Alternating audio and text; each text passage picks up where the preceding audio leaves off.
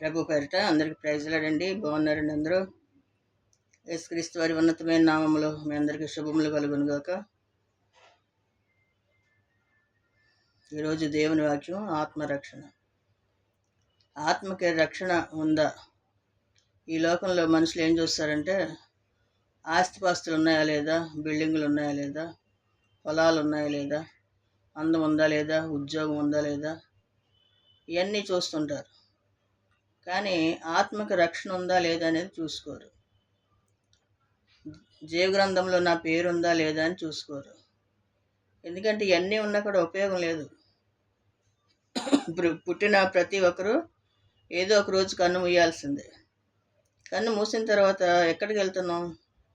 ఎక్కడ కన్ను తెరుస్తాం? పరలోక రాజ్యంలో దేవుని దగ్గర కన్ను తెరుస్తామా, నరకంలో కన్ను తెరుస్తామా అనేది ఇక్కడ ఉండగానే ఆలోచించుకోవాలి. జీవంతో ఉండగానే, ప్రాణం ఉండగానే ఆలోచించుకోవాలి. చనిపోయిన తర్వాత కొంతమంది ఏమంటారు? ఇంకేమీ లేదు జీవితం అంటారు. కానీ అప్పుడే ఉంది అసలైన జీవితం. ఇక్కడ కన్ను మూసామంటే తెరిస్తే దేవుని దగ్గర కన్ను తెరవాలి, లేకపోతే నరకంలో కన్ను తెరవాలి. కాబట్టి నరకంలో కన్ను ఎవరూ తెరవకూడదు, అక్కడికి ఎవరు పోకూడదు. భయంకరమైన చోటు అది.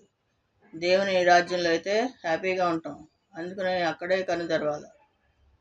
అందుకని ఇక్కడ ప్రాణంతో ఉండగానే ఆలోచించుకోవాలి, నేను జీవిస్తున్న జీవితం ఎలా ఉంది, దేవునికి నచ్చుతుందా లేదా, దేవునికి ఇష్టంగా ఉన్నానా లేదా.